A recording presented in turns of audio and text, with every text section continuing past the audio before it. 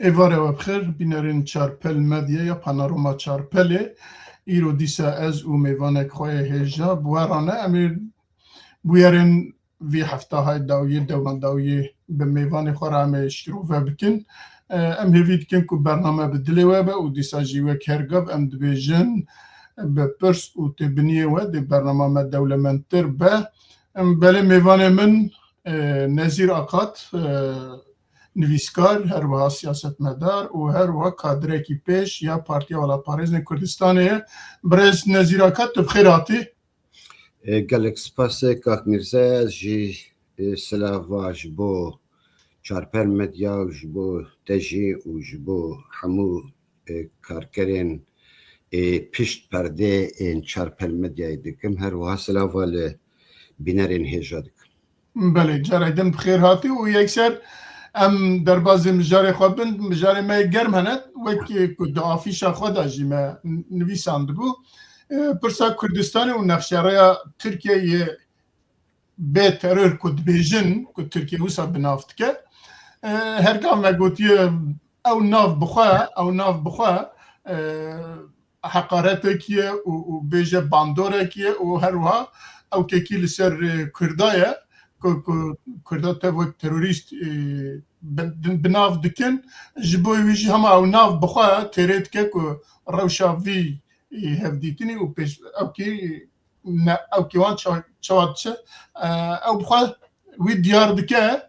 wek çarpel medya ji destpêkê heta niha di hemî bernameyê xwe de hema bêje hemî mêvanê me û me hevkarên me jî ji serî de digotin ev pêvajoyekî ku bi rastî mesela Kurda têda çareser bibe ya jî ku teqabilê mesela çareseriya Kurda dike nîne navbena PKK û Abdullah Öcalan û Baxçelî û AKP ya dewleta Tirkiye da ew dike. Elbet gelekî gerekçe wî jî ya jî gelekî sebebê wî jî di nav bernameyê me de hebûn, me behsa wan jî kiriye lê dixwazim ana bi cenabê te re bi mêvanê xwe re biaxivim. Yek cenabê te wî pêvajoyê çawa dibîne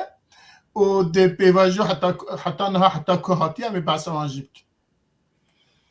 Spas Kak Mirze, berî ku ez dest bi pêvajoyê bikim dixwazim yani êdî pirs girêka Kurd û Kurdistanê ji diraya giştî de hatiye fêmkirin bi awayekî lê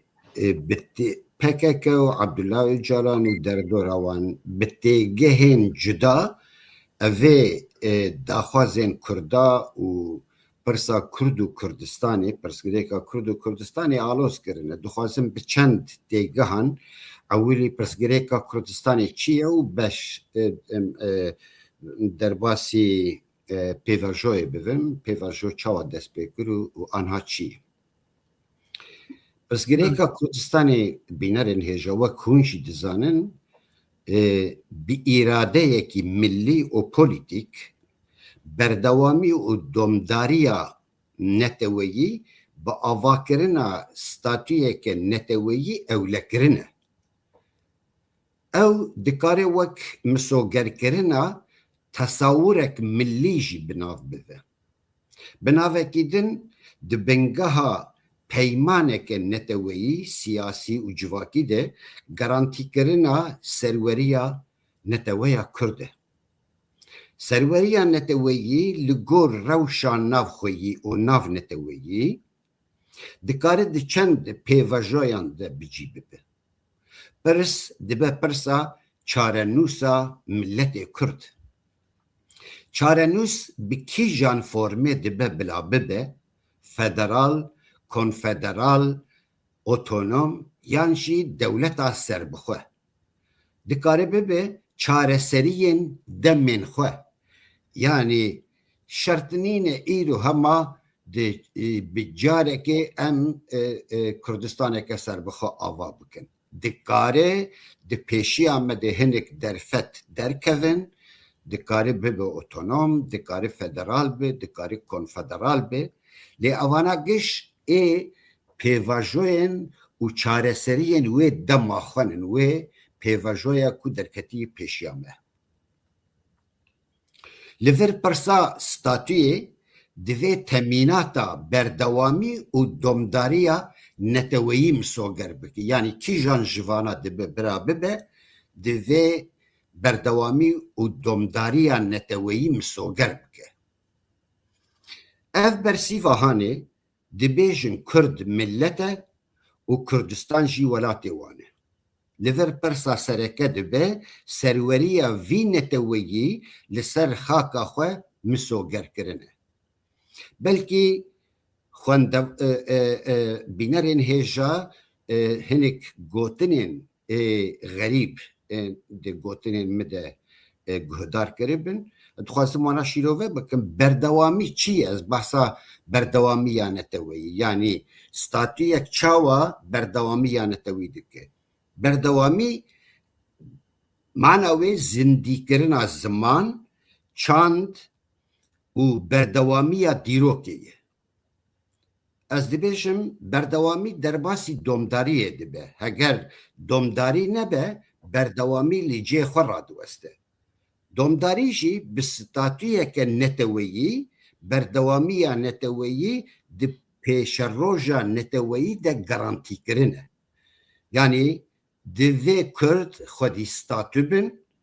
و به وی ستاتویه دومداری خواه یا نتوی وک نتوه به پیش روژه و مسوگر بگه پرس گریک اوه پرس گریک کرد و کردستانی بله پرسکریکا کردستانه ولی لگور شیروه جنابه و دستپیکا وی پیواجوی کد بیجن او بوک او تشتی که هند بیجن ریگر به او پیواجو ریگر به جبو وانتشتا جبو ستاتوی کی کردستانی جبو هبونا کردستانی جبو او که او تایبت لبر مثلا روجاوای کردستانی دست پیکر لوی چونکه روجلاتا ناوین دناو کلکی وسا دابو که د گوهرتنه دا هجی وسانه که پیشیا او داخوازن که نا گوتنن که جناب تکر که پیشیا وی بگرن دولتا ترکیه رابط تشتک بسا دست پیکر و حتی ایروژی وسا او پیواجو یاجی او دانوستاندن حتی ایروژی وسا تی جار گرم دبه جار سار دبه مثلا بیجن 20 روز ماکی برهنه کی سار ببو ام دزانم که او جی هاتیه کتیه مثلا او که ترکیه دا چیه ناویوی او بو که اردوغان یا جی حکومتا ترکیه لحویا جوینا ناتوی بو در جوینا ناتوی دا که بزنبه که براستی چد به پاشی جا رایدن پینگا و خود دوام بکه و آنها جی دیسا خطن که چاوا لحو کنه او خطاناش درکت نورته اما بیجن دیاره ده مثلا کرده دا یک گوتنه کی تنه نه ناوی کردستانه نه زمان کردی نه دیروکا کردی نه هبونا کردی یا جبونا کردستانی بونی بس اوه چیه پکه که چکی خو برده و جبو گریلا ایوان که چاوا بزورن ترکیه لترکیه روشوان چابه هنکی گرتین پکه که دو زمان هاتونه گرتن اوانا بردن و مثلا او کادروین پکه که کنال سرینه نزدیک 100-150 کس بحث آن تکرن که چابه لسرویه او که ود بیجن ایرو نهات دبه کسبه او لحف کرنا وره مجلس ترکیه و دو مجلس ترکیه دا پیشیا که مجلس که تعطیل هاوینه بریاره که لسروی وره داین ایجا اوا بسری خود او که و آنها تلیکه که دنجه اگر او که تو دوی او که دا برس بدی باشت ولی پشتیوی اما دا مثلا رجلات کردستان دا جهنه کی پینگاو هنه اما ام لسروی جی باخفن بله لسر وی پیواجوی یعنی ایدی بسدان پروگرام و مقاله و نویس هات نویسین به آمه به باوری آمه ایدی اف پیواجو جعالیه رایا گشتی و هاتیه زلال کرن لهنک سدم هنن کو آلیین في بيفاجوي وك بككه ودردوروي تشتا ودشيرن في بيفاجوي ودشيرن ارمانجاوي ودشيرن اساسي افجي بسدمي جنجشيا ذكرينين اشكرنين نزل اللي همبر خلقي اللي همبر ملتي كرد نبدرستي تفدقرن از دخوازم جيكي دست بكم بيجم يعني اف بيفاجو تاني نيجاتيف براست يعني آلية كيوي اي بوزيتيف شي هي دخوازم بحثاوي بكم ودر باس بفم آلية كي ارينيا في بيفاجوي دوی ام ببینن کو دجواتا کرد لهر چار بش الکردستانی جی و لأوروپا جی دیاسپورا کرد جی دناوا دمه ده هر کس لسر وی پیواجوی رخنین خواه نرینین خواه اشکره دکن و ایدی رف و صافن تفگرا کردستانی هیزن کردستانی ایدی رفین خواه اشکره دکن او آلیه کیوی پوزیتیفه کو دبس سدما گنگشی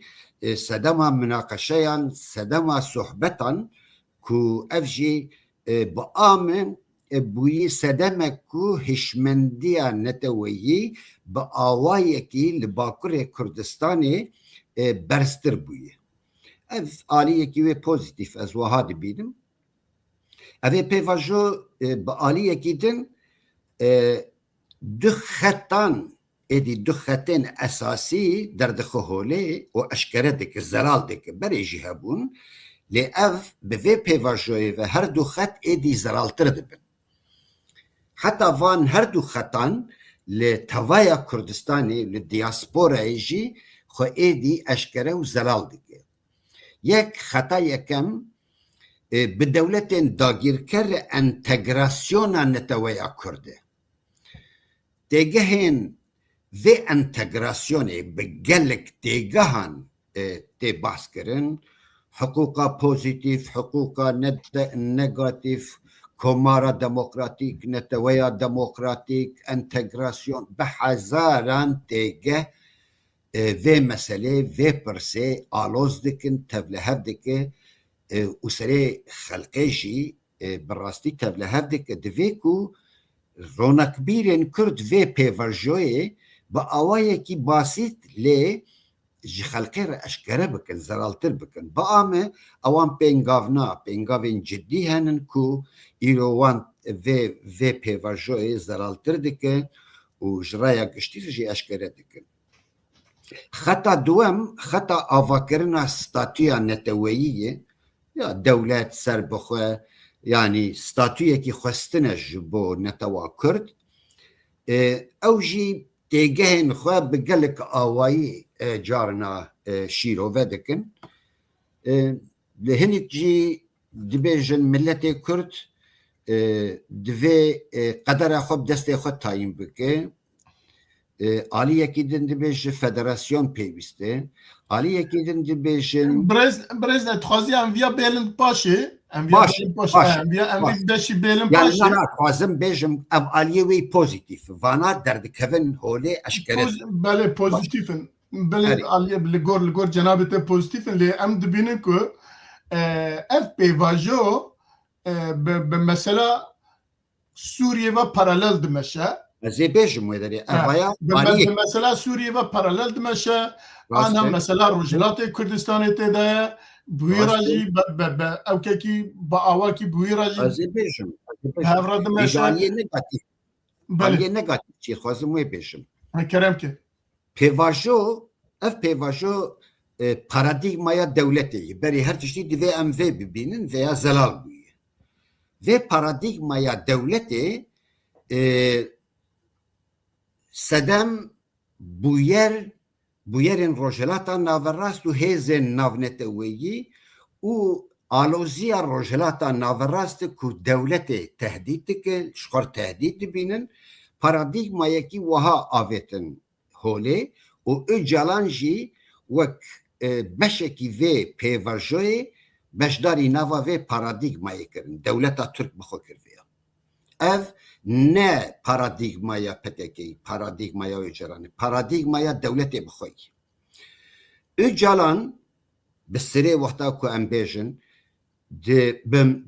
bi manîfestoya a sivata 2025 li pêş raya giştî ya Kurd û Türk û tevaya cîhanê deklare kir ku ew divê pêvajoyê de daxwazeka wan tune ye, bê daxwazin. Ji bo Kurda dewlet, federasyon, otonomî naxwazin û daxwaza parastina çand û zimanê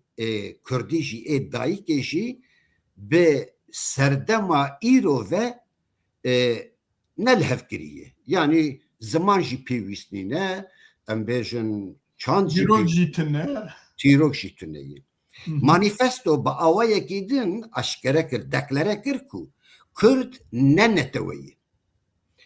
Ew bermayên grûpên eşîrî, malbatî, hinek dibên xanedanî ewin û Kurd ne netewe beşxwe weşaxê stratejî ji bo Kurd pêwîst nîne. Çünkü ne neteweyî. Manîfestoyê bi van helwestan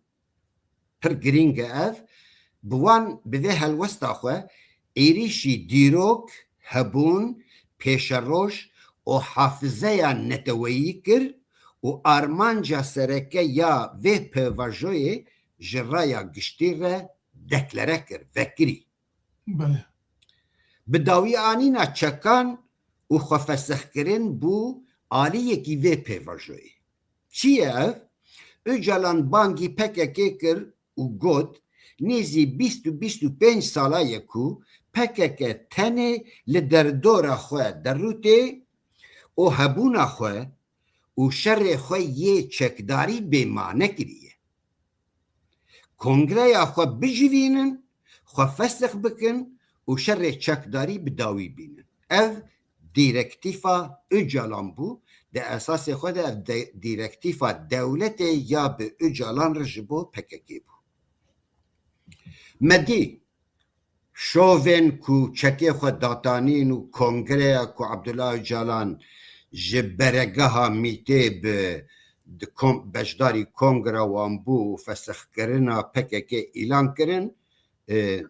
bi dewletê re yekgirtina siyasî de esasê xwe de. Piştî vê çi bû? Gotin em êdî PKK wê xwe fesix bike û wê şerê çekdarî nemêne, em ê siyasetekî demokratîk û demokratîzekirina Tirkiyeyê bidin pêşiya xwe. Siyaseta me esasî dê ev be. Ev tê çi maneyê? Öcalan stratejiya PKK'yê zelal kir li vir. Berê jî hebû, hezar carî gotiye, di gelek platforman de, di gelek hevdîtinên xwe yî li İmralî van tişta gelek zelal gotibû. Lê di vê pêvajoyê de evana giş bêtir zelal derketin pêşiya raya giştî. Armac di bingeha siyaseta demokratîk de demokratîzekirina dewletê ye dibêjin. Heta bi demokratîzekirina dewleta Türk tenên nayên ser. Dibe li her çar beşên Kurdistanê jî ev demokratîzekirin û entegrasyon bibe. Tirkiyeyî bûn li vir bû pirsa sereke. Dê çawa Kurd bi Tirkiyeyê re bibin yek. Di bingeha vê manîfestoyê de pêvajoya Tirkiyeyî bûnê bû bi têgehên komara demokratîk, neteweya demokratîk, hiqûqa pozîtîv û negatîv, ket rojeva tevgera Kurd û rojeva em bêjin rojhilata navrast û Tirkiyeyê li ser van tişta her kesî gotinên xwe got. Encam çi ye? Encama van gotinan û van helwestan giş entegrasyon e. Dêgeha entegrasyonê bûye mijara tefsîrciyên apûcî. tefsirci derketine veya tefsir dikin dibêjin wehayê xwezî dibêjin ev tiştê ku li dervê tê gotin propagandayê dijî veya vana giş nerastin vana apo fêm nakin kesî apo fêm nekirî vê entegrasyonê bi xelkê xweş dikin li vir entegrasyon wek encama tevaya tekoşîna PKK û tekoşîna neteweya Kurd li vir a xeter jî ev e bi tenê bi PKK namîne encama tekoşîna neteweya Kurd bi dewleta Tirk re entegrasyon hatiye holê ger milletek em bêjin Kurd wek milletê Kurd bi dewletek dagîrker re entegre bibe û li vê de re ji bo çar dewleta jî vê dixwazin ew tê wê wateyê ku Kurd êdî dest ji netewebûna xwe berdidin dest jê dikişînin entegrasyon ji bo milletan ev ya pir mühîm e ji bo milletan asîmîlasyon e heger hêzek em bêjin PKK dixwaze ku netewa Kurd bi dewleta Tirk re bi dewleta Iraqê Îranê Sûriyeyê re wek me li Sûrî dî wek me li Rojavayê Kurdistanê dî bi dewletê re entegre kirine milletek bi dewletê re entegre kirine ev di bengeha xwe de asîmîlasyon e ji bo teka kesan belkî me re kare veya carna fêm bike li Ewropa gelek carî münaqeşeya entegrasyonê tê kirin ew ji bo take kesan tê kirin ku çanda xwe biparêzin lê bi wê dewletê re entegre bibin ew jî kar bibînin nizanim çi wekî din e yanî entegreya Öcalanî bi xwe di vê derê de dibe asîmîlasyon ev pêvajoyek ev ê pêvajoya ku em bas dikin wê di demekî Kurd bi dawî nebe ji xwe ev ê çerçeve yasa jê re dibêjin wek te jî behs kir vê piskê ev wê derkeve û piştî wê wê gelek yasayê dinê derkevin wê gelek tiştên dinê pêk bên wê bidome ev berê bi ev pêvajo bi Rojavayê Kurdistanê ve girêdayî ya paş diket ya pêş de diçû ya jî disekinî îro bi Rojhilatê Kurdistanê ve girêdayî pêş de derê kêm dibe zêde dibe safên tevgera helwesta Türk helwesta PKK li vir û li wir bi awayekî guherbar derdikevin rojevê bi amê yani bi Kurtî ez bêjim dewleta Türk PKK ji dest bernedayî ji çav dernexistiye bi baweriya me ji serî de ez dibêjim dewleta Kurd PKK ji çav dernexistiye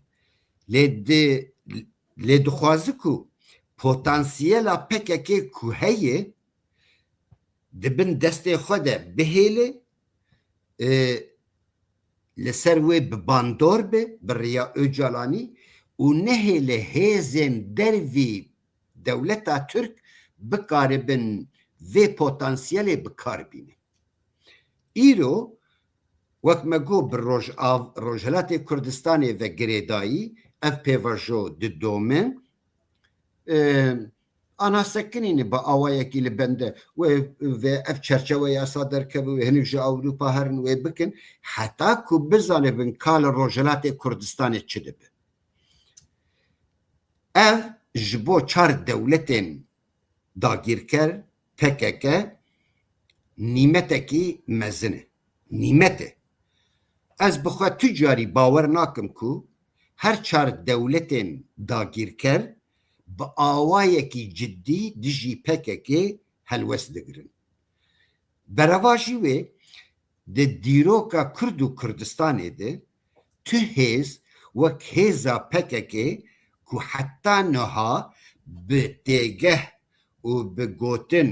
û bi hevokên cuda doza Kurdistanê şolî kirine مجیه کرد و کردستان تول هف کریه حافظه نتوی بن پی کریه برومت کریه و خزمت دولت داگیر کر کریه یعنی وی نیمتا هگر دولت داگیر کر دست جوی نیمت بردن از بخواه وانا وقت دولت نابینم یعنی وچه نه داگیر کرن از دبیجم تجاری دست جه برنادن شخوا آنها هنک نوچین نوجن نهجی درکتن کو آلیک لحدود ایران و ترکیه یعنی وقت حدود از دبیجم باکر روجلات و باشور لوه داره هزکی پککی بجی کرنن و تی گوتن که اف هز لبنده بویرین روجهلات با یعنی روجهلات کردستان یکاوی چی ببیم ده دستی خود ده هیلن دولت ده نهیل پکک درزی چک برده اوی لهمبر باشور بکار بینه لهمبر روجهلات بکار بینه و لهمبر روج آوا بکار بینه یعنی اف دوی نتویا کرد دوی هیزن نتویی کردستانی و راستیا پککی ایدی باش ببینن و دوی ناولی بکرن حتی نها ناولی ویا جدی نهاتی کرن ام گلک بگلک دیگهان بگلک گوتنان ام پککی شیروه دکن بویرین وید کلیارین وی شیروه دکن لدوی ام ناولی بکن ایدی پککی به دولتا ترک را بویه یک ایدی لباکره کردستانی امی و ایدی نه پولیسی ترکو جندرمین ترکوی لهمبر تفگرانت ویگی و هلوست بگرن ده پیش ده امی ببینن و اوی خیاب به یک جوان هزی اساسی ده پککه لهمبر نتوه پرستین کرد نتوه پرورین کرد و هلوست بگره جنوهاتش خوی وظیفه ده دنیا بگلک آوائی مثلا اوچوم او بردف که اردوغانی پر فکری گو مادم که انتگراسیون تیوانی انتگراسیون هزا انتگراسیون دخوازن دوی ده جیوان جدا خوازن هلوست بگری یعنی ایدی دوی هم دوی ببینن اف مثلا نه مثلا تنه ترکیه نه مثلا ایران عراقیه اف مثلا هر چار دولتین کرد و مثلا نتوا کرد بخویی باشه احترازی مل ورچینن ام چی احتراز دکن پیواجویک به نوا پککی و دولت ده دست بکریه باشه ام جبو چی احتراز دکن ام دبیجن فسخ کرنا پککی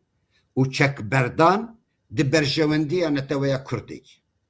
چونکی حتی نها پککی و هلوستا خو چک داری و هلوستا خوی سیاسی نه ده برجواندی کرد و کردستان ده بکارانی مخابن لی از مثلا چک بردانه تنی جبو باکر کردستان بکارتینم هر سه پرچه اندن دوی چکدار بن حتی بهستر چکدار ببن چونکی لوی داره پیواجوین جدا دست بکرنن و او پیوسته اف پیواجو ده نافبینا پککه و دولت ده جبو چکبردان پیکاتیه ام احترازا ملورتونه چکی وانن دولت جسری ده ویا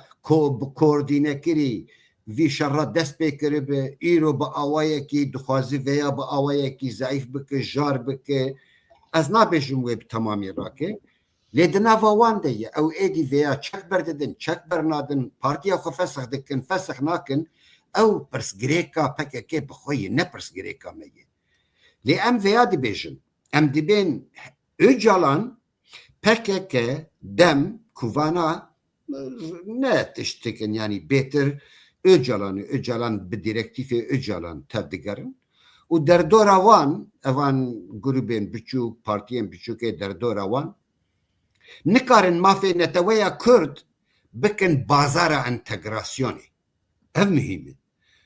تو çek berdi ihtirazا metune tu fesx dike fesx bike tu bi devletê re dibiyek bibiyek hatê sibê dijî netawa Kurd dijî tevgera neteweyî tê helwest bigire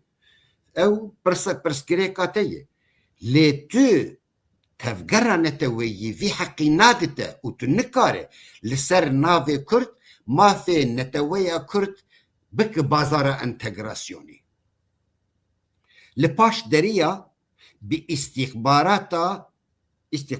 devleta yani nemaze bi istihbarata devleta Türk re çarenûsa neteweya Kurd ji xwe re bikin pêlik û neteweya Kurd bi devleta Türk re entegre bikin. Ev em qebûl nakin. Öcalan PKK nikare li ser navê milletê Kurd hemî formên statûya neteweyî û mafên çandî û zimanî li ser navê Kurda înkar bike û pêşkêşî dewletên dagîrker bike. Li her perçan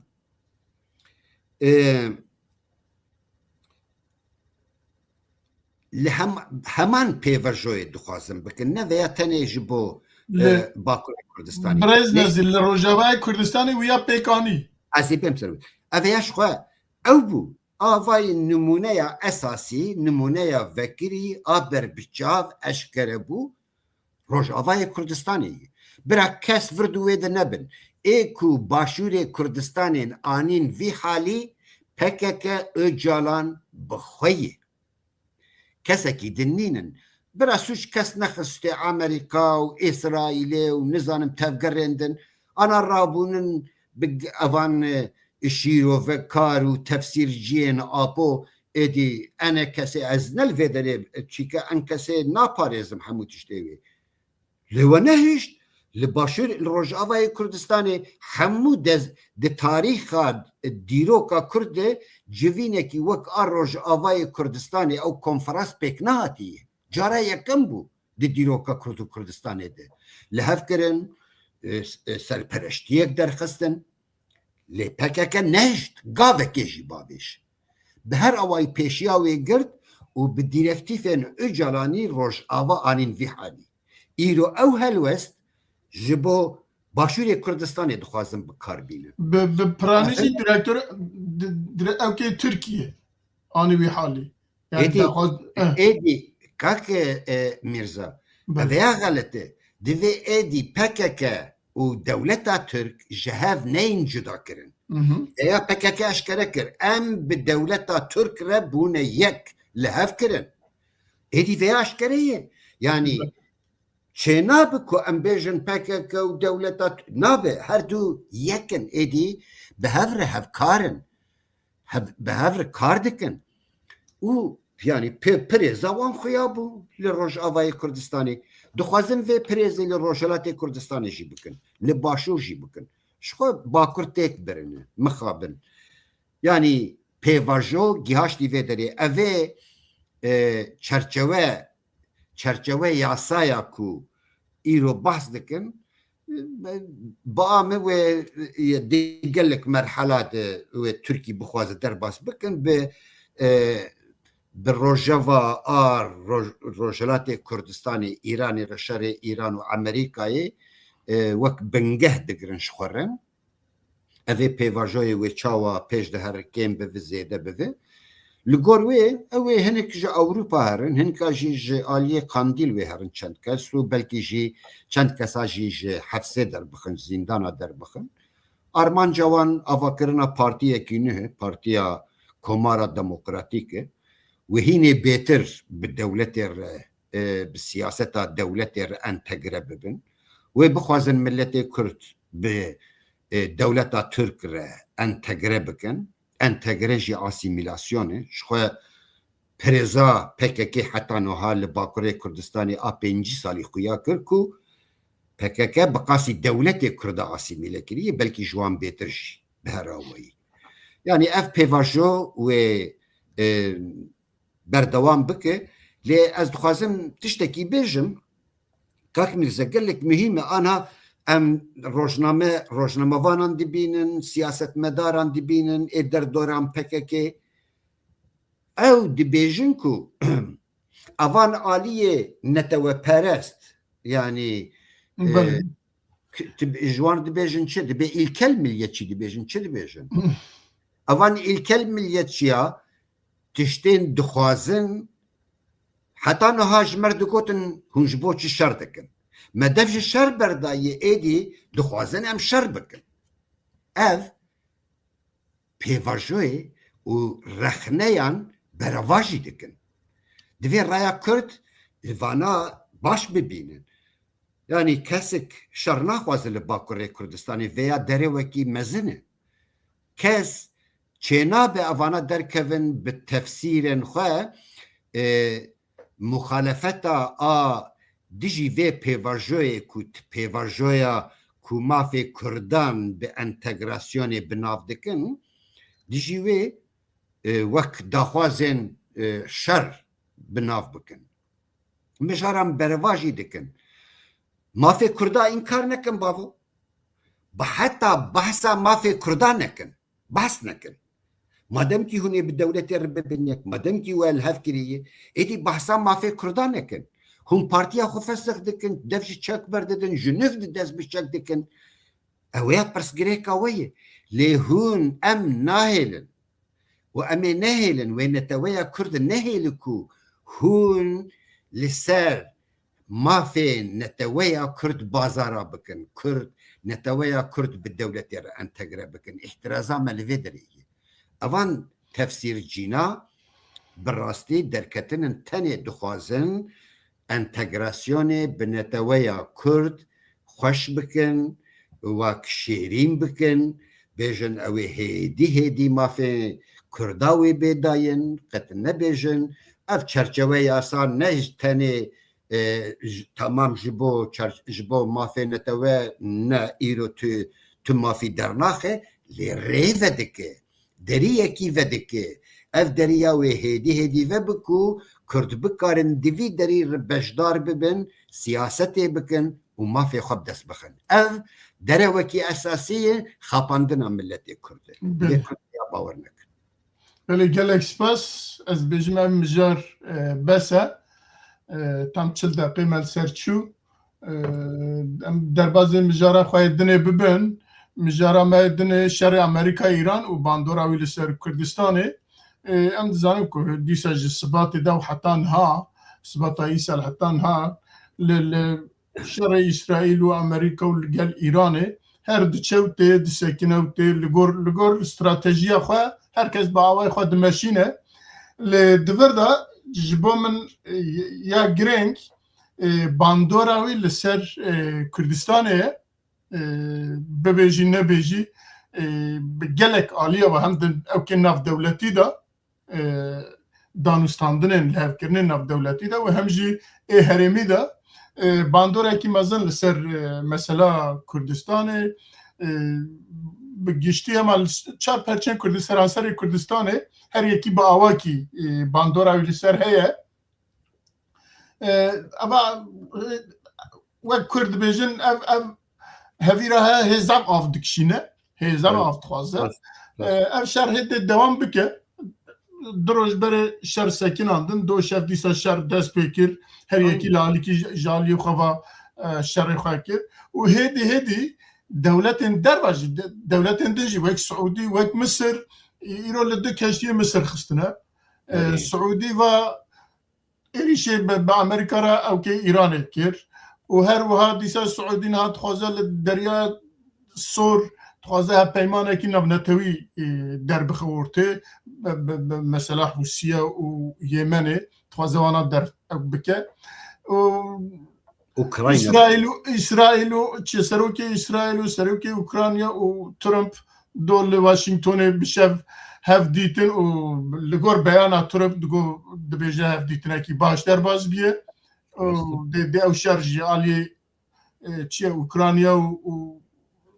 روسيا جي دي بردوام به هر وها اف شر هال الرجلات الناوين حتى كو برجواندين بتايبت امريكا و پشتی ویجی هنگ او که با آواکی دن چین حتی لگور برجواندی وان ده هر بسکنه و دوام که ده هر بسکنه و دوام که و ایران جی دوردا تخوازه او دولت خواه مذهبی شیعاتی بردوام بکه لسروی رک کریه جبوی ویجی شرکی بیجن به انجام هر چی قاسه او که جی به من شرکی به انجامه جبر کل آنها دنیای دی و تف کد ناف شر برانبر ایران او جی جپا خواهی فرای کریه نهایی جا ایرو بیان اکوان هد مثلا او چیه که امریکا تیاره خدانی بلغارستان او ایجا بلغارستان خن والحاصل شرها بردوامه لدوردا مثلا کردا به تایبت مثلا کردا براستی تداون دابو چونکی دا استکی دن دابو مثلا روجاوای کردستان دا استکی دن دابو مثلا باشور کردستان با آواکیه و ای باکور کردستان والحاصل روجلات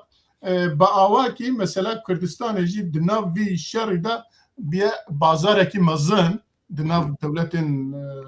کشار دکنده و هر وقت داگیرکرین کردستان دا تایبس ترکیه و به هندک باجی دیسا سوریه و عراق جیته او که دانه ایران هنها دیار نینه بیا او که بیجن سفره کی سر او که میز که کی چقصا جیب بخواه مثلا کرده جهاتیه وی داره و لگور جنابته دی اف شهر حتی کنگی وها بردوام به و دورده کرد دبی برانبر var bandora tkarın çipkin yani em tkarın ve Kürt bejin Kürtün Bakure Kürdistanı, Rojava Kürdistanı, Başure Kürdistanı o çiye dvi şeride hatta na yek gotina ki le Başure Kürdistanı beraber İran'ı çenebiye hatta na drone و مشکین که هر زیده هاتن آویتن او قصر ناویتن اسرائیلی او قصر ناویتن نظام قطر و اویدنا نحسد و چل مشک آویتن هریما کردستانه که حتی نه تت او که کی جالی کردستانه و بسروان و نچیه ایجا داگیرکاری کردستانه نه ویزی مادم ام ناخن هونجی بمرا دین نخون امی ویجی بخورا ببن ایجا نظام که جنابت چاشی رو بید کردیم ولا كاكو يعني بما اف فان روجين داوين افي شريت داوين قالك انترسانتي بامه دبي دروفي شريت جهاني ددي يكشي شري روسيا واوكراينا راست بالشر امريكا اسرائيل وايران فهاتا جريدان وقت زانه يعني اوكراينا بخواه او تشيكن كوج روسيا وباهتانا يا ايراني او شوي جي ايراني درن وجي روسياتين او ويا بومبا بارانكرن اف تشتكي نهبو علي كدني نه كو سعودي و اردن ومصر جي بشداري نافا في شريبون اف گرینگه خویای دولتین عربا بپرانی و بشداری نوا وی شری ببن تو یعنی با آمه اوی شرا و ببکو شره هم حریمی هم جی و بوی شره ناو نتویی یعنی عراق سرگوه ایران بو و امریکا العراقی جی خست اوی ببه اوی مجبوری لی بخن یعنی ترتونه افشر با ام بی هلوستا اسرائیل نایشیرو فکرن یعنی هم بی هلوستا اسرائیل و هم جی دروی برجوندین اسرائیل اف شر ادی نای شیرو فکرن هگه شیرو و بفیشی و که ماسی تدهبن اف شر بخواه روجلاتا ناوراست راست به استقرار دکه به استقراریه کی مزن هیه بهاییه چه دکه مثلا تشکی گله کی بالکشو کو ل باشوری کردستانی یعنی دفان روژه داوین ده اف سوتمنی گریه هری بها کرن ل عراق ارزان ل سلیمانی ارزان ل هولی دوها که بهایی یعنی آلوزیەکی تاڤایە ڕۆژهەڵاتە ناڤەڕاستە وەختە تو بەهاییە مێزە بکە تو لە هەلوەستێن گروپا دەولەتا مێزە بکە آلوزیەکی بێ ئیستیقراریەکی سیاسی ئابووری لەشکری دناڤا خۆ دە دپێچە و بەرفرە دەبێ لێ ئەv wê berfirehtir bibe û di demekî Kurd jî ev şer dê raneweste. Ba me wê ji şerê ev vî şerê evî şerê dawîn ku dest pê kir dê ji şerên berî xwe ê di jî Îranê ew ê berfirehtir bibe wê cudatir bijî. Ji aliyê cudabûnê çi wek min got yanî ji aliyekî de Çîn mesela anha pir eşkere bûye ku Çîn dixwaze füzeyan û sîlehên çekên giran bîne Îranê bi Rûsya re pêwendî darin bi Koreya Bakur re pêwendî darin ji aliyekî de Tirkî di bin re civalê dixe alîkarî dike lê dewleta Amerîka û êdî dewletên Ereba jî beşdar bûn ku Heşdî Şabî û Hûsî ku du grûpên esasî ku li pêşiya şerê Îranê bûnin wek du kelema dixwazin wana ji holê rabikin ba me Hezbollah kêm kirinin ji xwe êdinê têk birin Sûrî çûyên ev her duna jî wê bêbandor bikin yanî ew hêzên navnetewî hene ku ba hemû wê İngiliz jî Fransız jî beşdar bibin piştî şerê piştî civîna NATO li Tirkiye wê Tirkî jî mecbûr bi awayekî beşdarî nava vî şerî bibe Tirkî nikare xwe dûrî vî Dê qezanca Tirkiye çi betê da wê tenê tiştike ji bo Kurd statûyê negirin hemî tiştê xwe feda bikin hemî tiştê xwe feda bikin di çerçeveya NATOyê de ez ê weya bêjim mesela ev çûna Serokwezîrê Iraqê çûna wî Tirkiye di jî berjewendiyê Başûrê Kurdistanê heta niha Başûrê Kurdistanê û Tirkiye ticaret û nizanim çi û siyasî jî nêzî hev bûn bi hev re bûn êdî di ser Başûrê dixwaze bi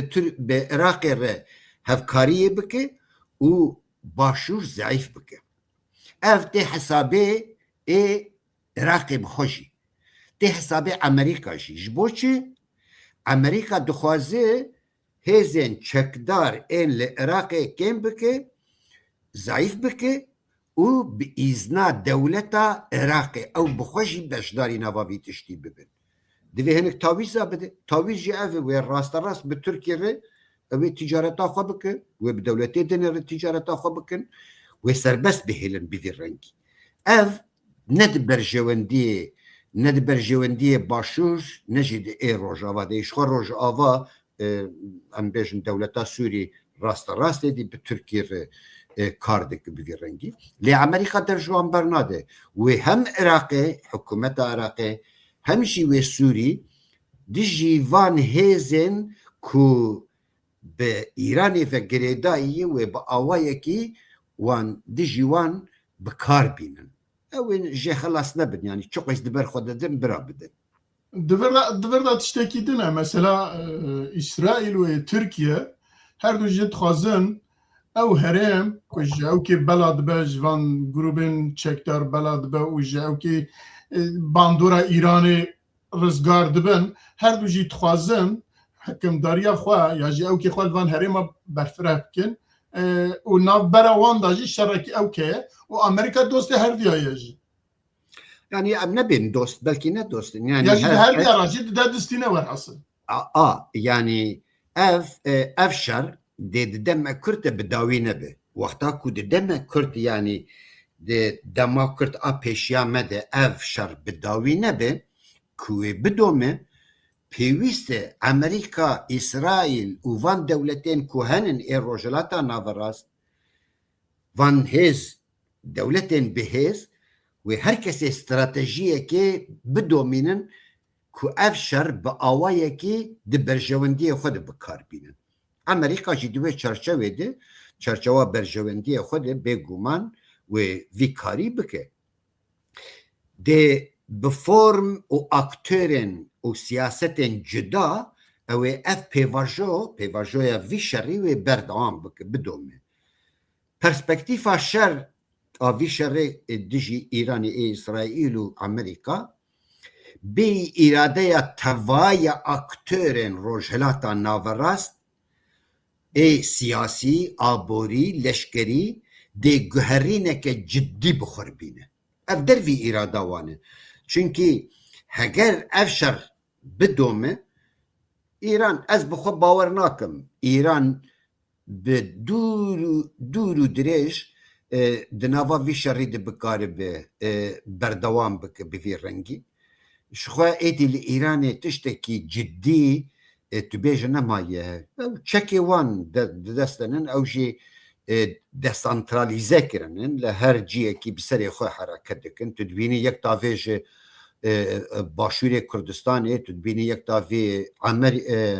Suûdiyê, yek tavê nizanim İsraîlê, her yek bi awayekî xwe stratejiyek danîne berra wê derê didin. Yani êdî li İranê ew buhayî û ew aloziya siyasî ku heye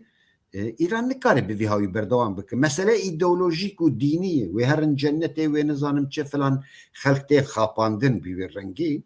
û hêza wanî a leşkerî a bejayî jî gelekî xort e bi wê jî bawer dikin. Lê ev guherîna wê İranê jî biguhere. Yani İran nikare di ber xwe bide. û her guherînek li rojhilata naverast dikare negatif bişî. Mesela wek Sûrî bi ame pêvajoya Sûriye û Rojavayê Kurdistanê ji bo Kurdistan ji bo Kurda pêvajoyekî negatif bû, guherînekî negatif bû.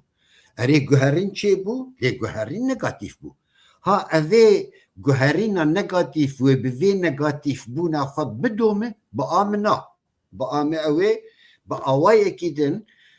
belkî dirêj bajo lê ew bi vî rengî jî nikarin berdewam bikin. Li vir pirsekî din dertê. Yani Kurd vî bandorî wek cenabê te jî behs dike şîrovetke hema bêje hemî şîrovekar siyasetmedarên Kurda bûyî awayî li perspektîfa wan de ew kê ye. Lê ew siyasetmedar ew heta aya çima pêwîstî bi şûrakî bi heyetekî bi ewkekî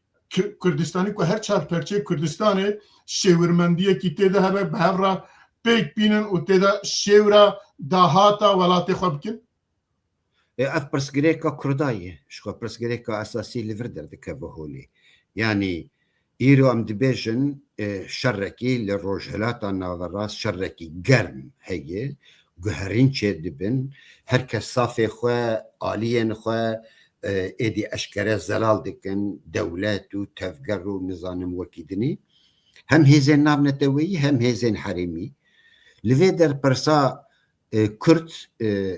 pirsa hêzên Kurdistanî pirseke esasî ye. Mixabin yani tabî berfireh li Bakurê Kurdistanê bi awayekî, li Başûr bi awayekî, li Rojhilat û Rojava bi awayekî ye. Lê ez pirsgirêka esasî a Kurda îro ku ez binav dikim, ez Başûrê ez Rojava û Bakur ji dest derketî dibînim. Ha di pêş wê hinek tişt bivin ew aliyekî dine. Lê îro di destê me de Rojava Başûrê Kurdistanê heye û hêzên Rojhilatê Kurdistanê girîng in. Bi amê îro yekrêziya wan heye. Lê ev yekrêzî bi benekî xav bi hev girêdayî ye. Ev gelekî girîng e divê hêzên neteweyî ên Rojhilatê Kurdistanê di mesela daxwaza strûktûra Kurdistanî de gelekî bi zelalî programeke çêbikin û bêjinî. Bi amê ew beyanekî wan derketibû min xwend ne pir zelal e. vردeye wedeye dikare bi gelek awayî vird wê dibişîne min li gelek ciya bi hêzên Rojhilatê Kurdistanê re jî ez wan raxivîm milwan godar kir bêzelaliyek heyê li wê derê ez nabêjim giş lê di wê hevkariyê di bêzelaliyek heyî divê ev li hember hêzên navneteweyî çi dixwazin divê zelal bikin ev divê tecrübeyekî baş ji Rojavayê Kurdistanê bigirin bine Rojavayê Kurdistanê heta ku têk çû heta îro jî çi dixwazin kes nizane kesek nizane ew bi xwe jî nizanin çi dixwazin hêzên Kurdistanî bi vî rengî li Rojhilatê Kurdistanê berdewam bikin dê aqubeta Rojavayê Kurdistanê nêzî wan bibe em hêvîdarin nebe lê wek min ez dibînim hem İsraîl hem jî Amerîka û hinek hêzên din heta İngiliz jî peywendiyên wan bi hêzên Rojhilatê Kurdistanê re çêbûnin vî şerên dawîn berê xwe didi ku atmosferek û bingehekî şerê berjayî dijî Îranê ava bikin ev giring e yek ji aliyê Hürmüzê de li wê derê ji aliyên ku bi helîkoptera bi teyara karibin daxin wê derê bê ji aliyê Îranê de bê bandor bikin karibin derbasî aliyê berjayî bibin wê de têxin min destê xwe ji aliyê dinê de Kurdistanê aliyê Kurdistanê derbasî berjayî bibin heger Amerîka İsraîl İngiliz û Fransız dijî Îranê şerê berjayî bikin pêvajoya bikin stratejiya a vê pêvajoya nû a vî şerê dawîn bêyî Kurdan nikarin bikin bêyî Kurdan nabe bêyî Kurda li Îranê îstîqrar û em bêjin jarkirina a Îranê bi xwe jî nepêkane li herî hêza a organîzekirî Kurdên Rojhilatin dünya jî vêya dibîne ha îro belkî bi awayekî radwestînin bi awayekî naxwazin îro beşdar bibin lê bêyî şerê berjayî İran jar nabe tenê bi hewayî bi bomba bi teyara dikare jar bive dikare zayıf bive dikare têkere lê wê hebûna xwe a çekî a berxwedanî ew ê bidomînin yani ew hêzekî îdeolojîk e ev tenê dikare peyderpê di rêya berjayî li aliyê Rojhilatê Kurdistanê aliyê Xuzistan û Belûcistanê veya bikin stratejî li vê derê heger aliyê berjayî de hêz derbasî wê derê bibin û li wê derê dijî çi dibêjin ew herêmên ku parastinî bên ava kirin ew ê bikaribin hêdî pişta Îranê bişkînin İran mezin e İran ne Iraq e İran ne Suriye yani ne mümkün ku welatekî wanî berfireh bikaribin di aliyê berjayî de bi yek carê kontrol bikin eva duî şerê di mehî de di dawiya wî de eva derket ortê lê Amerîka ew kê Kurda li hev nekirin Kurda ew çax statû xwestin ew kê teklîfê xwe kirin Amerîka dev jê berdar qebûl nekir wî tiştî ez bawerim yani anha Kurdên Rojhilatê Kurdistanê tevgera Rojhilatê Kurdistanê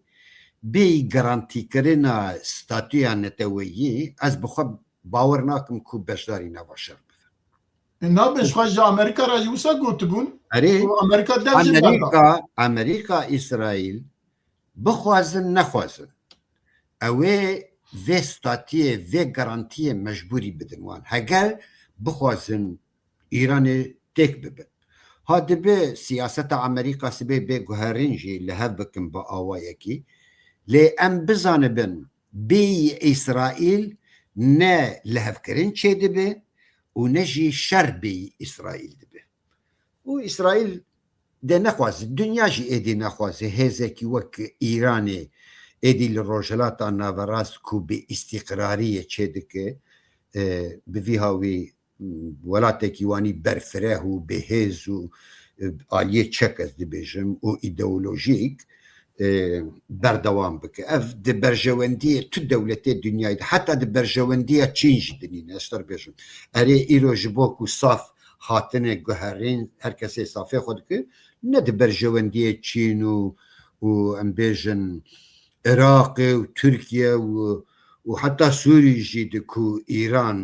با آوایکی تمامیل تکرره ای روسیا ناخوازه تکرره لی او دبینن یعنی هزکی وانی دیکتاتور هزکی وانی هوف کو این مروفین خواه همولاتی خوشی وک انسان نابینن هزکی وانی ایدئولوژیک و آتوم دسته خود ایدی چه دکه جبو دنیای خطریه کی پر مزن با یعنی دنیا ویا قبول ناک و نهیله و اسرائیل خو هیچ قبول ناک اوی شراوی بدوم بله یعنی جبر ویاجی دیگه کرد باش نماز روجهلاتن هزن روجهلاتن کردستانی اوی یک ریزی خو بدومینن و بکاربن دو پروبلمن اساسی لپیشیاوان کاربن هدی نه همه بر روزه که لی بصبر بکاربن وان هر دو پروبلمان چاره سر بکن بقاسی ملوانجی گودار کر از دبینم اف پروبلم اون یک جه اوه یک جه مثلا ترکیه و آذری بخوا پروبلمه که اساسی نه لوی آنها پجک جدیه پروبلم از زیبیم سروی داری او آد دوایی آذری و ترکیه لوی داره به ترکیه و آذریه را دخوازن پککه جی بجداری آلی وان بکن آلیکاری وان بکن او بخواه دجی تفگره نتویی آر روجهلات کردستانی نه آذری جی دیروکه و دجی کرده هر صاف گرتنن لهنک جیا خاکا مکتیه نواه هفدو مخابن او جی بیشنسیه که لروجهلات کردستانی او بوه پرسگریک دوی ویا به آذریار بکاربن با آوایه کی چاره سر بکن پیوندیان با آذریار دینن او جی حبکی زحمت چونکی آذری خودی ایرانی دبینن خودی دستلات دا ایرانی دبینن جبر وی هاوی جی زحمته آدوان پجاکه yani pejak ve çi bike pejak wek li Rojavayê Kurdistanê bû wê hêzên Kurdistanî bê îstîqrar bike wê nexwaze daxwazên xwe zelal bike wê bibe asteng li pêşiyê wê bixwaze bi awayekî provokasyona bike nehêlin hevkariyekî ciddî pêk bê ne ku pejak belkî pejak hinek însan di navan de hene ew nas nakin bi rastî yanî tu bêje ليجبوكو ببكك كيف قريداي بأجلان في بعين استراتيجية فني شاول الرجلات روج أفاي كردستاني بو وبخوازن الرجلات كردستاني جيبكن جبر فيها أو قال لك جرينجة نهاتي جو عفوا من دنج أو كتاب نهاتي جو تنكو أو تشيكين كو دستي بكك كيدابون جسدها ما بيجان نيبي زيادتر برنا تسمي بجاك كرنا يعني وان قنديل منديل فالا كرنا Kak Mirze, propagandayı Türkiye, propagandayı PKK, yani gotin wan, nüçe wan giş propagandanı. Benge ve giş derevi. Le tişteki heye. Je desten Amerika jî hinek em bêjin kesên ku ji Bakurê Kurdistanê bûn li Rojavayê Kurdistanê bi destê Amerika anîn Iraqê û anîn Başûrê Kurdistanê. Heta ji wê derê anîn Qandîlê, Qandîl bixwe anîn gelek hatinin. هني دبي 5000 هني دبي 4000 هني دبي 7000 لهيزك قانين وكم بله. دبيين يعني اوان هيزنا جي دبيجن نجبو تركيا نجبو كو ام شربكن دجي تركيا ايدي جوان جير فكري دبيجن كو مثلا ايدنا وان جوان فقطيان فكري دبيجن دبي بر فكري دبيجن ام ايدي تركي شرناكن ام لفيدري هوني ببجا كيربن هرن درباسي ايراني بذن اویا پروکری و پرووکاسیون کی مزنه بنگه کو هزین نتویی ان لکردستان روجلات کردستانی به استقرار بکن به سیاست بکن او دو ام بیژن آستنگین لپیشیاوانن و درکوه و زلال ببلی پیشده و وانا درکوه پیشیاوان هیویدارم بکاربن بکن و از اوی باوریام جی هیه که هزین روجلات کردستانی دروی پجاکه و بکاربن و پرسگریکا خو چاره سر بکن و هفکاریه کی جدی و بکاربن بکن از به ولات پروریه وان به ولات پاریزیه وان گله کی باورم بقاسی از دبینم شی او پر به عقل سلیم تفدگرن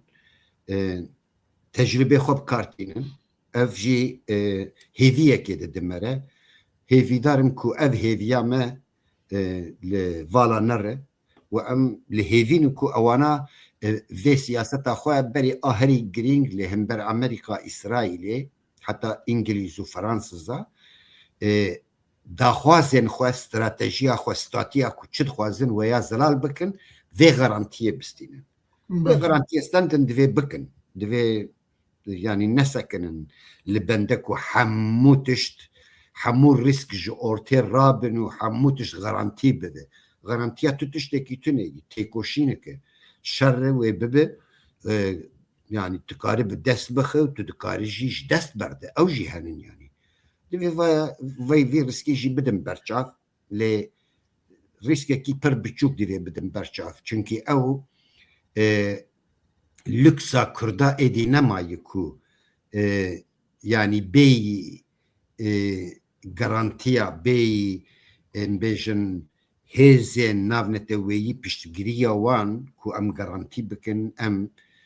دست به شر چکداری و دست به هنک هلوستا بکن او دکار زراره کی مزم بدن هم يعني بقاسي از دبینم روجلاتا ناوراست دی بگوهره دی ایران بگوهره دی عراق بگوهره سوریش خو گوهره دی پوزیتیف بالی پوزیتیف بگوهره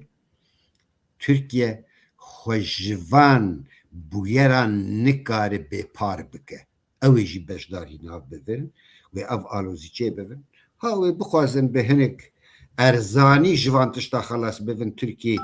سیاست اوی سالانه آسد سالی اوه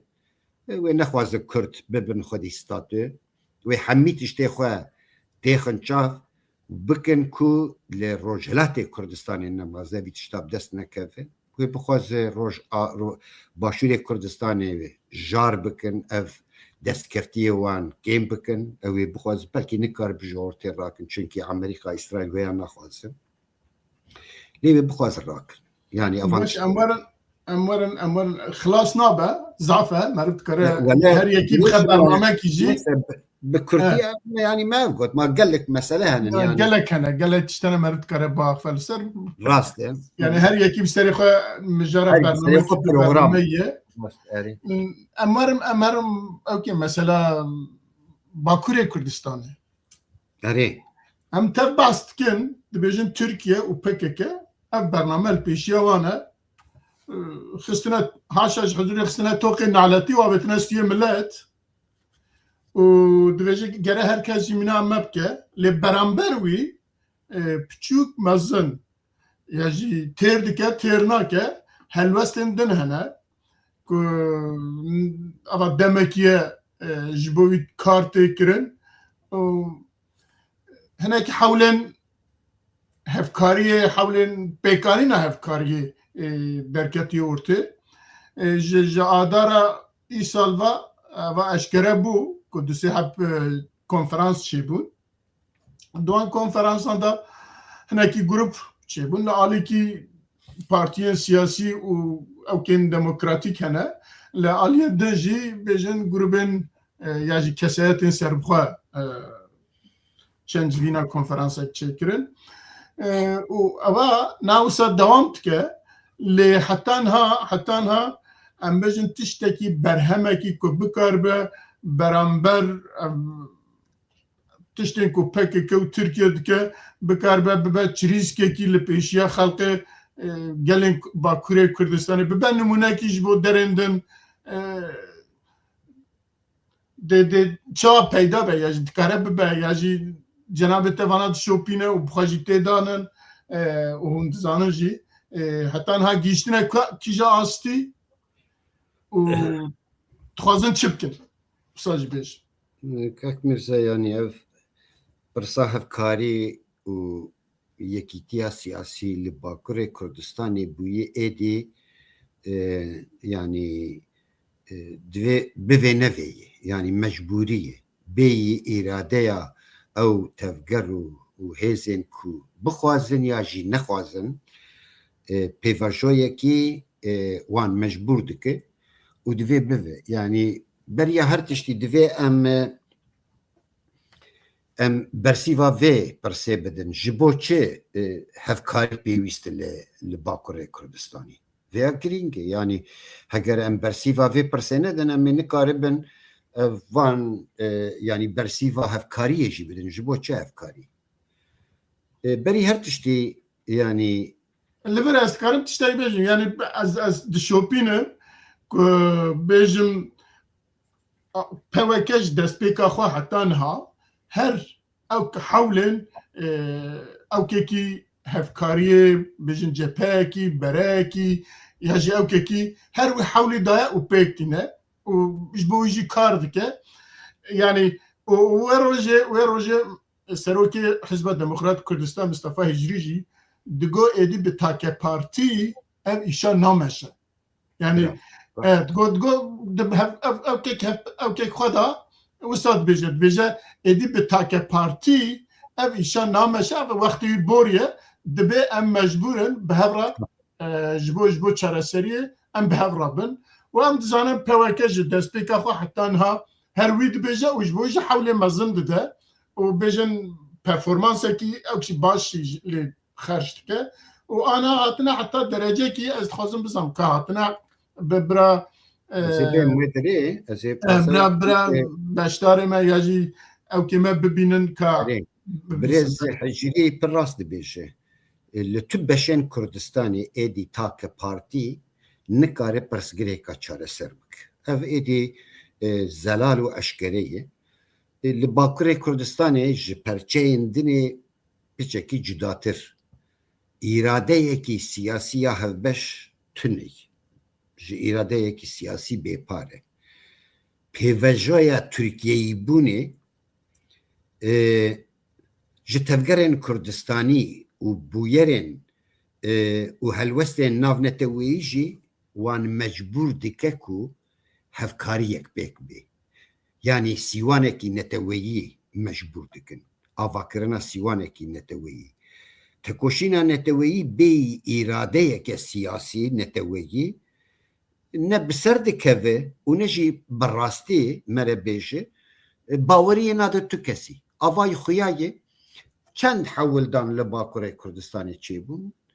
bi ser neketin her bê hêvîtî çêkir ev divê yani tevgera Bakurê Kurdistanê nemaze veya ciddî bigire û mecbûr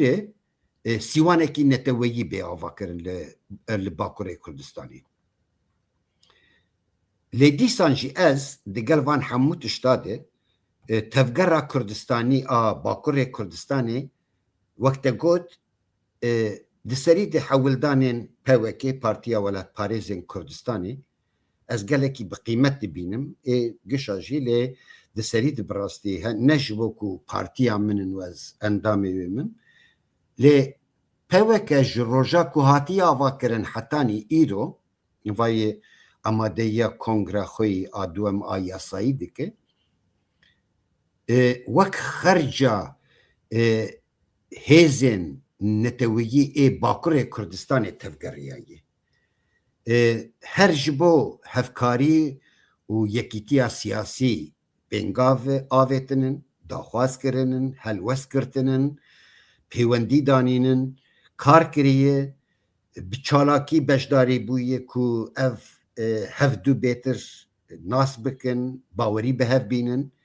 Yani partiyekî a yekîtiyê em dikarin binav bikin PWK. Partiya a yekîtî a hevkariyê ye. Belê. Ez bi xwe dibînim bê PWK li Bakurê Kurdistanê hevkariyek pêkan nîne. Lê ew nayê wê manê ku em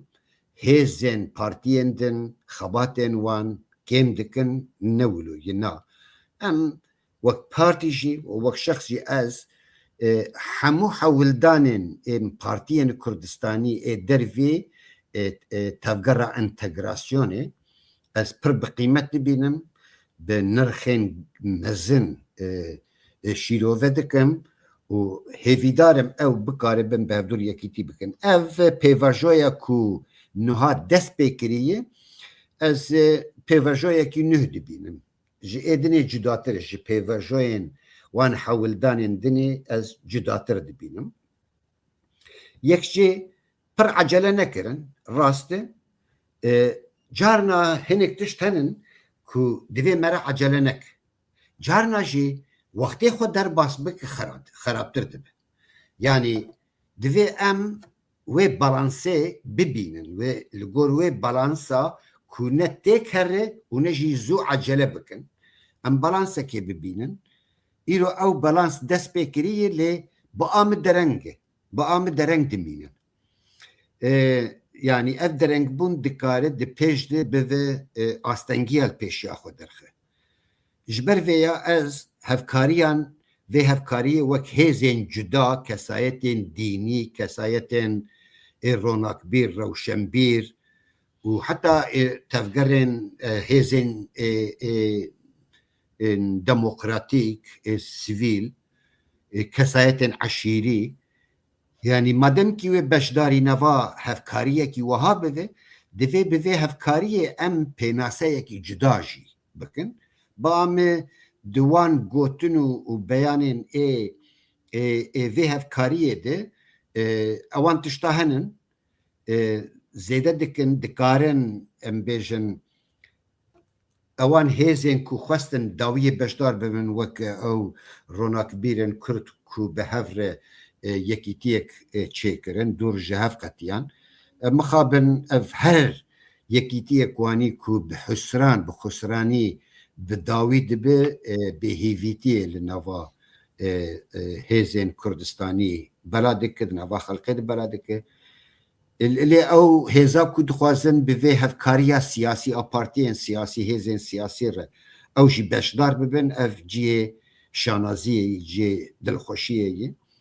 Hêvîdarim bi hev re karibin bikin, bi amî gihaştine astekî ku karin konferansekî êdî hevbeş pêk bînin û di wê konferansê de êdî statûyeke a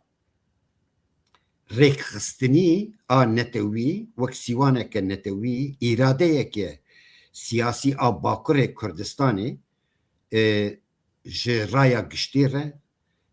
wek mizgîniyek bidin neteweya Kurd.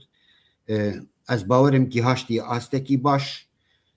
Ba me pirûzên biçûk hene li pêşiyê, ewan pirûzna dikarin derbas bibin. Divê bi hişmendiyeke neteweyî em wan pirsgirêkan şîrove bikin. Em bi hêrs û bi aliyê îdeolojîk em wan pirsa alostir nekin. Çünkü em yani pirsa milletekî, pirsa civatekî bi berfirehiyê, ne mesela ideolojik. Mesela netewî ji her beşên Kurdistanê divê beşdarî nava vê tiştî bibin, nava vê hevkariyê bibin. Ev vana dixwazin yani siyasetekî a Kurdistanî bi sîwaneke neteweyî bi encam bikin. Ev jî ciyê dilxweşiyê ye. ev pengaveke neteweyî ez wek hêzekî Kurdistanî dibînim û pêwîst dibînin ev pêvejo em bi hestiyarî nêzîkî vê pêvajoyê bibin, pêvajoya ahevkariyê divê em mesuliyetê bigirin. Yani ez li vê derê li ser navê xwe heta li ser navê pevekê jî dikarim bêjim ku bangî hêzên neteweyî bikim ku ew partiyên ew hêzên ku beşdarî nava vê hevkariyê nebûnin bi am çewtiyê dikin. Ji bo me hêzekî sîwaneke neteweyî pêwîst e weke birêz jî gotiye take partî êdî çareserî nîne divê hêzên neteweyî bên bahevdû hevkar bibin. Yani em bi partî serê xwe em wiha bikin bi vê stratejiyê bi vê taktîkê em xebata xwe bidomînin em ê bi ser nekevin. Hevkarî takereyê hêviya welatê hêviya milletê çênabe partiyên bi navê Kurdistanî tev digerin dervî hevkariya bimînin û dervî hevkariya bi serê xwe helwest bigirin û xebata xwe a take partî take kesî heta birêve bibin. Ba me ew xeletiyeke ez hêvî dikim ewan partiyên ku dervî vêya manin ew jî beşdar bibin. Yani beyvê tu rêyekî dinê ji Bakurê Kurdistanê re nemayê, her kesê jî xwe fêm kiriye, herkes dizanê hêza wî quweta wî jî çi ye, em wek peveke jî em dizanin. Bi serê xwe em têr nakin, em kêm in bi serê xwe, em bi serê xwe nikarin vê dozê bi ser bixin,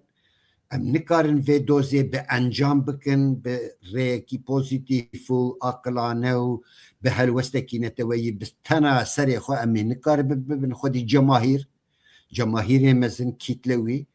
em dixwazin bi dostên xwe bi hevalên bira bi partiyên bira bi hêzên neteweyî em hevkariyekî bikin. Belkî em nikarin îro siyasetekî yekîtiya siyasî pêk bînin. Hewildanên yekîtiya siyasî jî pêk hat. Pêk neçû bi ser nakevin hinek tişt. Divê em zorê nedin hinek tişta. Baş e hevkarî li pêşiya me ye. Divê em vê hevkariyê bi hêz bikin. Ba me van hêzên ku hatinin bahevdû yani hinek pirûz jî hebin ji dil dixwazin ev hevkarî bi encam bibe û ez bawerim jî wê bi encam bibe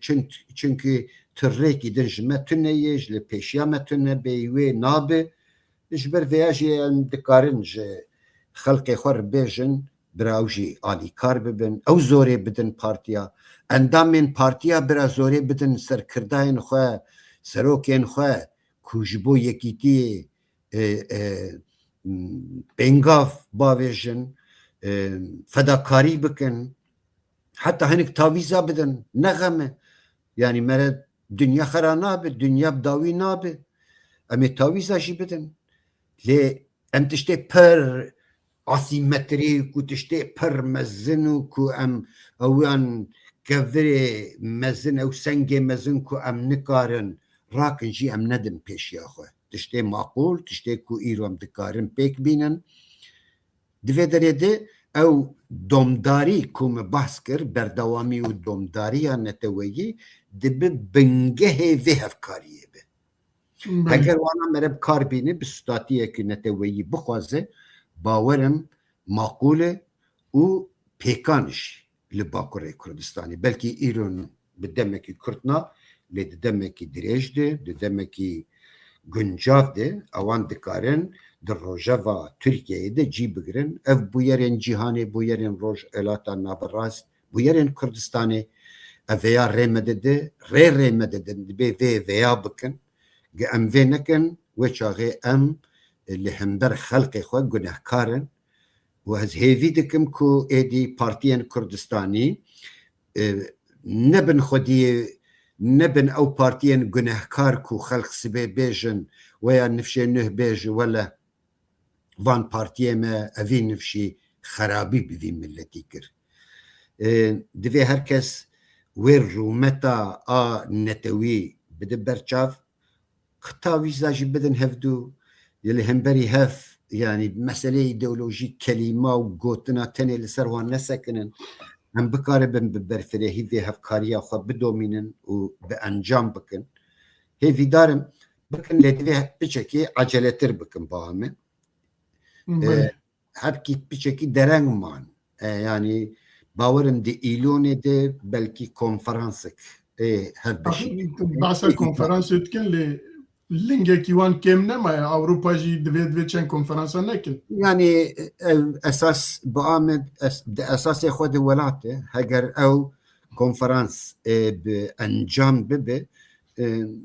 di çerçeva wê encamê de li diaspora dikarî xwe organîze bike û baamê hêsantir dibe heta ku li welat ew pêngavneyê avêtin li diaspora em çi xwesî zorê bidin jî ez bawer nakim ku bi encam bibe ha belkî fikir hebe me karî veya jî bibêje ewilî me ler diaspora bibe ku me re bandorê li ser bike zû bibe û bi encam bibe ew jî rêyekê lê mixabin hêzên bakurên Kurdistanê li diaspora jî ne li ser hevin bi awayekî ji hev dûrin incix ew encama a hevkariyê li bakurê Kurdistanê a siyasiyanete wî pêk bê ku ew karibe bibe rêberê em bêjin hevkariya a diaspora a bakurê Kurdistanê ku wê bibijî baamê ew hêsantir dibe ez di wê baweriyê de me ez wanî difikirim û spasdarim ji bo gelek spas havalê hêja gelekî spas berez Nezîr Akat ez nizanim ka gelo qet pirs hene ya tune ne eger pirs mihîme ew pir mihîme çarpel medya li pirsa gelekî godar bikin baamê ew pir mihîme eger pirs hebin em ê vat bêje ew pirsên ku hatine kirin hatiye bersivdan lê dîsa jî vat pirs aniye Mehmet 4 yeman kiriye bi gor hinek agahiyan PKK hêzên xwe yên Rojava û Qandîlê dişîne Rojhilatê Kurdistanê û tevlê rêxistina bi PKK ve girêdayî pejakê dibin di pêşî de ji bo destkeftin û hêzên Kurdistana Rojhilat wê nebe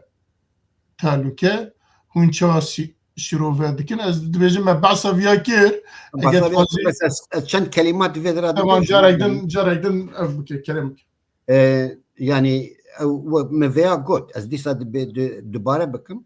yani bira netewa Kurd milletê Kurd bira bi propagandayê dewleta Türk û PKK nexapin ev yek yani çi bêjin medya her du aliya jî çi bêjin di bingehê derewayê di bingehê derewa wan nûçeya dikin em min di heyata dewletên dagîrker de bi qasî propagandaya PKK kirine tu carî propagandaya dewleta xwe jî nekirine bi qasî Tirkiyê propaganda PKK kiriye propaganda Atatürkê xwe jî nekirine ji ber vana divê em ew meselê propagandayê em bidin aliyekî û bi hemî nûçeya em nexapin lê ez veya dibêjim ew rast e hêzekî birinin wê bibin wê yani wê hîn jî bibin û wê ji Başûrê Kurdistanê jî bibin wê ji Qandîlê jî bibin me berê veya bas kir lê divê hêzên Rojhilatê Kurdistanê û heta Başûrê Kurdistanê jî û heta tevgerên siyasiyên Bakurê Kurdistanê Kurdistanî em giş ji bo Rojhilatê Kurdistanê bibin alîkar qibleya me hî êdî yani çünkü ew êdî li pêşiya me li pêşiya neteweya Kurd destkeftiyek dikarê li wê derê bicî bibe ji ber veya îro qibleya me esasî em berê xwe bidin Rojhilatê Kurdistanê çi ji kêtê take kes partî hevkarî hemû keskî bikaribe alîkarê Rojhilatê Kurdistanê bibin û diqatê bixşînin ser PKK û dewleta Türk provokasyonê wan ku karin di pêş di pêk bên û siyaseta ku karin bê îstiqrariya siyasî a تفگران نتویی آن روجلات کردستانی بکن دوی ام بری خواناج نتوا کردرج روجلات کردستانی را اشکره زلال بکن براوجی بزانه بن او دزانن با عمه لی برا بهتر بزانه بن چونکه ایما ام تجربه اینما جدی به PKK رهانه PKK ناس دکن ام دزانن PKK چی دکه ما چه قویشی لسر روج آوای کردستانی گود هزار تشت گود لی یک کس نهاد گودار کرن چارپل مدیا تا 5 ساله لسر روج آوای کردستانی ده هفته جاره کی برنامه چید که بحثوان تشتاد که ولی من پرتوک نویسان لسر PKK بهتره ویش روج آوای کردستانی بود 2011 من درخواست پرتوک 408 صحیفه لسروی تشتی بود یعنی کی خوندو کی نخوندو کی لی گودارد که یعنی خوندن و فلان و بیوان تونه لی برایم مسئله باکر کردستان دوی ایدی او هشمندیان نتویی بهز ببین اما چه بکن دا ام وی هشمندیان نتویی لباکر کردستانی بهز بکن اساس پرس گریک اف